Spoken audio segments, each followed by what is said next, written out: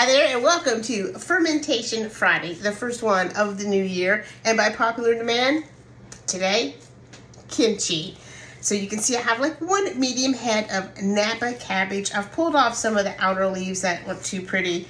And then I'm pulling off one and I'm going to set aside because we're going to use that at the end to help weigh our ferment down. Now this isn't the traditional way to make kimchi, but it is a way that you can ferment kimchi at home and it still delivers all the same texture and all the same taste. So I'm just going to remove that stem and cut my cabbage into about 1-inch pieces. Not like with all of our ferments. They come with a lot of things that are really good for you. And this kimchi is no different. This is good for your gut health. This is going to aid in digestion. This is going to help support your immune system, antioxidant, anti-inflammatory properties, and it's good for your metabolic health. Also in here, we're going to have vitamins A, C, and K, and fermentation helps your body absorb all of these vitamins.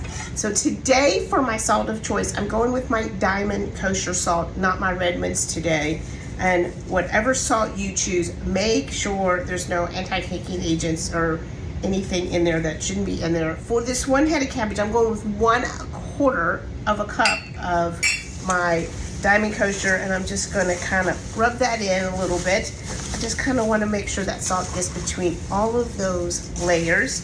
Now we're going to cover this with filtered water and we're going to set it aside for about 2 hours, and I'll just every 30 minutes check on it and make sure that everything is still kind of submerged, and just mix it up a bit. And then a plate or just something to sit on here. I don't really have a plate that'll fit into this bowl, so I'm just going to use this one and just to kind of keep everything submerged. So now while we're waiting for our cabbage, we're going to make the paste. I want a good tablespoon of minced ginger. And then in the recipe, I call for 4 to 6 cloves of garlic. These cloves are really big, so I'm just going to do 2. And again, I'm going to mince them right up. And next, we're going to need some fish sauce, 2 tablespoons of fish sauce. And then I'm going to add some honey. Now, honey is going to help kind of jumpstart this ferment. I'm going to do a tablespoon pure, raw, unfiltered honey. And next, you need Gojira red pepper flakes. This is what is really going to give you that traditional kimchi flavor. It comes really from these peppers. Now, as you can see, this is a whole lot of these things, but you can use these for anything you would use red chili flakes for. They're going to be a little bit milder and maybe a little bit more earthy and sweet, but anything that you would use red chili flakes for, you can use these. I love this brand. $8 for all. Look how much that is. No preservatives, no additives. It has not been radiated. I mean, it's just a beautiful product, and you can't really beat that price. Now, you get to decide here how hot you want your kimchi to be. So you can go anywhere from 1 to 3 tablespoons. If you really like it hotter, you could even go more. I like a little bit of spice. I don't like that spice when, your eyes start watering and your nose starts running. So I'm just going to go with 1 tablespoon. So next we're going to do our other vegetables. If you can find a daikon radish, it's perfect here. I couldn't find one, but I do have some carrots. I have this little tiny purple one, and I'm going to use him, and then I'm going to use this white carrot.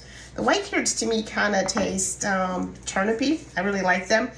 And the purple carrots actually have more vitamin C than the orange ones. So very thinly, whites and greens, I'm just going to very thinly slice up my 2 green onions here. And then I'm just going to grate my carrots right into my paste here. Okay, so our time is up and our cabbage has been soaking. So all of that salt is just penetrated all of the cells of that cabbage. So we're not going to need to add any more salt. What we're going to do is drain it and rinse it. So now that we have it all rinsed and drained, we're going to add that paste that we made with those vegetables. And I'm just going to use my hands to kind of massage that in. And we're going to start putting it in our jar. So I'm going to start packing this jar. I did forget my kraut pounder on the boat. I didn't bring it, so I'm just gonna use my fist like a kraut pounder. So I'm stopping because I'm not gonna be able to fit all of this in there. I do want some space. So I'm gonna take that cabbage that we saved, that outer leaf, to put in here. And this is just that barrier that is going to keep anything from coming up above the brine. And then I'm going to take my weight and snuggle that in here and make a mess. And I'm just going to push that down as hard as I can. I want to make sure that everything is under that brine. And because there's a little more in here if you needed it, just don't come all the way to the top. This is going to bubble up as it ferments. So if you're really close to the top, you might want to sit this in a bowl in case it does bubble over. I've got my tickle pipe, and then I'm going to sit this 5 to 7 days. Start checking. Do your first taste test at 5 and see what you think. And if you want it to have more of that kind of fermented pickly taste, let it go a couple more days. And there you have it, kimchi. I'll see y'all later. Bye.